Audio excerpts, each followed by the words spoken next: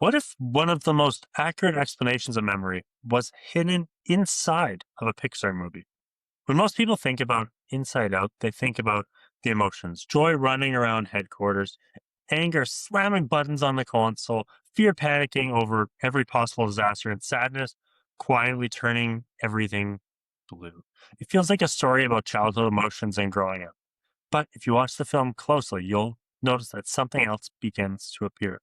Because Inside Out might be the most accurate explanation of memory that Hollywood has ever created. Not in a clinical sense.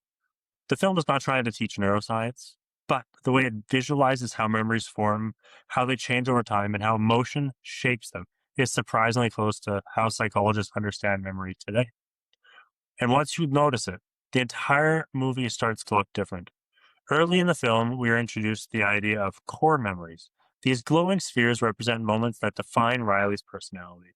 A joyful moment playing hockey, a memory with her parents, a moment of laughter with her best friend. Each one becomes the foundation for an island inside Riley's mind. Family Island, Friendship Island, Hockey Island. It's a simple metaphor, but it captures something important about how identity actually develops. Our sense of self is not built from the thousands of ordinary moments that fill our days. Instead, our identity grows out of emotionally significant experiences, the moments that feel meaningful enough to stay with us. Psychologists have long understood that emotion plays a critical role in memory formations. Experiences tied to strong feelings are far more likely to become long term memories because the emotional centers of the brain help reinforce the processes of storing those memories. In other words, the moments that matter most to us are the ones our minds work hardest to preserve. And Inside Out turns that complex process into something you can actually see and understand. The film also quietly shows another truth about memory. Memories don't always last. Deep inside Riley's mind, we see endless shelves filled with glowing orbs stretching across a vast landscape of long term storage. But every night, something happens. The memories that are no longer important begin to fade. They lose their color, grow dim, and eventually dissolve into a gentle visual metaphor for something that happens constantly in the human brain. Memory is not a perfect recording device. It is a dynamic system that filters, reshapes, and sometimes discards information over time. For every moment we remember, thousands quietly disappear. But the most powerful moment in the entire film comes when Joy finally realizes she has misunderstood something fundamental about memory. For most of the story, Joy believes her job is to keep Riley happy at all costs. She sees sadness as a threat, something that must be contained before it spreads. Joy suddenly understands something she's been missing the entire time. Sadness isn't the enemy of happiness. Sometimes sadness is what allows connection to happen in the first place. Anyone who has spent time around memory loss recognizes something deeply true in that moment. People living with dementia may forget names, places, and events that happened only hours earlier, but emotional memory remains long after other memories begin to fade. Someone may forget the details of a visit, but they remember how that visit made them feel.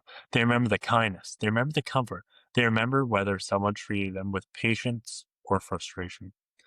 Emotion often leaves a deeper imprint than facts. And Inside Out captures this idea beautifully. The film also quietly explores what happens when the structures of identity themselves begin to shift. At one point in the story, Riley's personality islands start to collapse. Friendship Island disappears, and Hockey Island even crumbles. Even Family Island, it begins to tremble and shake. The pieces of identity that once felt stable suddenly begin to fall apart.